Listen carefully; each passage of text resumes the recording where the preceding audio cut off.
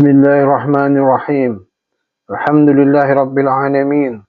Wassalatu wassalamu ala Rasulillahi sayyidil mursalin, nabiyina Muhammadin wa ala alihi washabihi ajma'in. Allahumma alhimna rushdana wa islamin syarri anfusina. Uhayyikum bitahiyatil Islam. Assalamualaikum warahmatullahi wabarakatuh. Sahabat soleh dan soleha rahimakumullah.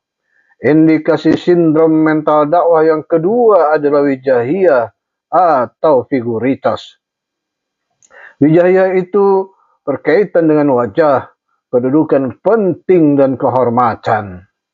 Dalam konteks dakwah, wijahiyah mengacu pada sejauh mana suatu gerakan dakwah atau komunitas bergantung pada figur sentral atau pemimpin tertentu. Adanya figur dianggap penting karena dapat memotivasi dan menjadi teladan bagi para pengikutnya. Figur yang kuat dapat menjadi sumber inspirasi yang efektif bagi umat dalam menjalankan ajaran agama, juga membantu dalam mengorganisir dan mengarahkan aktivitas dakwah dengan kepemimpinan yang tegas dan terpusat. Namun dalam realitasnya, figuritas dapat menjadi kultus individu yang rigid, fanatik, dan taklid. Hal ini terjadi jika ketergantungan yang berlebihan pada satu figur yang menyebabkan pengaburan substansi karena fokus dakwah dapat bergeser dari ajaran Islam yang murni berdasarkan Al-Quran dan As-Sunnah menjadi loyalitas terhadap figur atau kelompok tertentu. Dengan demikian, figuritas adalah sikap mengkaitkan kelanjutan atau semangat perjuangan dakwah atau gerakan Islam dengan keberadaan seorang figur atau individu tertentu, bukan pada prinsip dan manhajnya. Istilah ini juga merujuk pada keterjebakan seseorang dalam menilai kebenaran berdasarkan tokoh yang menyampaikannya, bukan berdasarkan isi pesannya itu sendiri, yaitu Al-Quran dan As-Sunnah. Sobat soleh dan soleha rahimakumullah, dalam dakwah, meskipun figur atau da'i itu penting sebagai penyampai pesan, namun umat harus tetap berpegang teguh pada kebenaran Islam itu sendiri, bukan pada individunya. Pesan dakwah harus selalu terhubung dengan kebenaran hakiki atau wahyu, bukan kepada individu yang menyampaikannya. Dalam kondisi mencari arah spiritual atau solusi masalah kehidupan, umat seringkali berada dalam posisi rentan secara emosional. Mereka cenderung menaruh harapan besar dan loyalitas kuat kepada sosok yang dianggap mampu memberikan solusi, bimbingan, dan ketenangan hati. Ikatan emosional ini akhirnya mengarahkan mereka kepada figuritas tokoh. Sobat soleh dan soleha rahimakumullah, suka terhadap figur tertentu itu boleh saja, apalagi jika ia merupakan tokoh pejuang Islam. Namun berfiguritas adalah sesuatu yang berbeda karena termasuk sindrom mental dakwah. Figuritas itu rentan untuk berubah menjadi kultus individu dan pengagungan tokoh secara berlebihan. Ini adalah sisi buruk paling utama. Gerakan yang berpusat pada tokoh cenderung mengarah pada pengkultusan individu, di mana pengikut mulai memandang tokoh tersebut sebagai sosok yang hampir sempurna, tidak salah, dan infallible.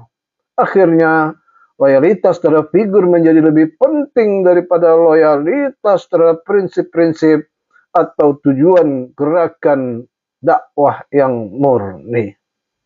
Sobat soleh dan soleha rahimakumullah, figuritas dapat terjadi karena kecintaan masyarakat kepada seorang tokoh atau figur tertentu.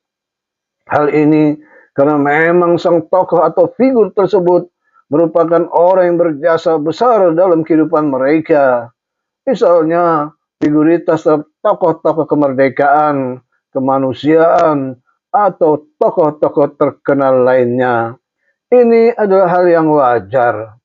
Namun, ada figuritas yang dipaksakan, yang seperti dijelaskan oleh Al-Quran tentang Fir'aun, yang memaksakan kehendaknya kepada rakyatnya untuk menjadikannya sebagai Tuhan. Firman Allah Ta'ala, A'udzu billahi minasyaitonir rajim.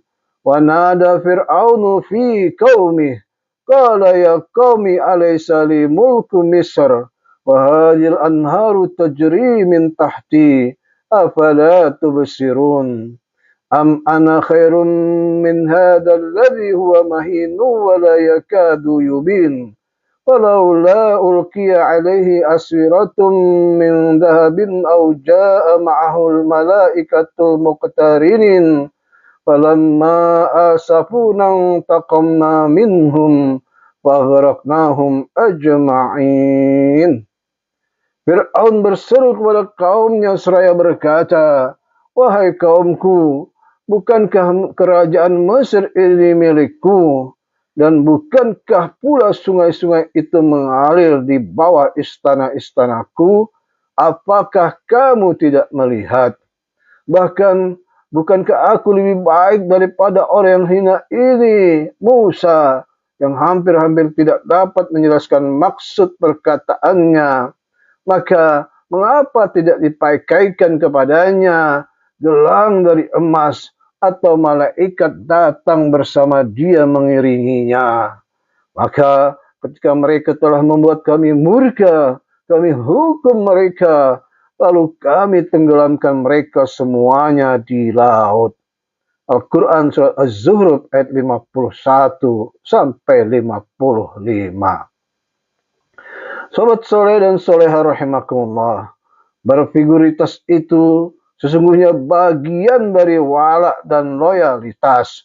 Di dalamnya ada unsur ketaatan dan penghambaan. Karena itulah Allah tegaskan bahwa orang-orang yang beriman hanya berwalakan kepada Allah, Rasulnya, dan sesama orang-orang yang beriman. Sebagaimana dalam ayat ini. A'udzu billahi minasyaitonir rajim. Innama waliyukumullahu wa rasuluhu walladzina amanu alladzina yuqimuna as-salata wa yu'tuna az-zakata wa hum raki'un. Wa may yatawallallaha wa rasulahu walladzina amanu fa inna hizballahi humul ghalibun.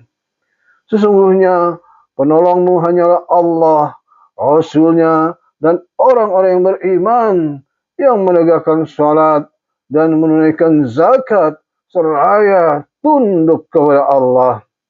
Siapa yang menjadikan Allah, Rasulnya, dan orang yang beriman sebagai penolongnya? Sesungguhnya para pengikut Allah itulah yang akan menjadi pemenang. Al-Quran surat Al-Ma'idah ayat 55 sampai 56. Dalam satu riwayat, ada seorang lelaki bertanya kepada Rasulullah SAW tentang hari kiamat. Orang itu mengatakan, kapankah hari kiamat itu? Rasulullah SAW balik bertanya, apa yang telah engkau persiapkan untuk hari itu? Orang itu menjawab, tidak ada, hanya saja sesungguhnya aku mencintai Allah Azza wa Jalla dan Rasulnya Sallallahu Alaihi Wasallam. Rasulullah SAW pun bersabda, engkau akan bersama dengan orang yang engkau cintai. Anas radhiyallahu anhu mengatakan, kami tidak pernah merasakan kebahagiaan sebagaimana kebahagiaan kami ketika mendengar sabda Rasulullah SAW, engkau akan bersama dengan orang yang engkau cintai. Saya mencintai Nabi SAW, Abu Bakar dan Umar. Saya berharap bisa bersama mereka dengan sebab kecintaanku kepada mereka, meskipun Aku tidak mampu melakukan amalan yang mereka lakukan. Hadis riwayat Bukhari. Sahabat soleh dan soleha rahimakumullah, kita cukupkan dahulu. Semoga manfaat. Wallahu a'lam bishawab.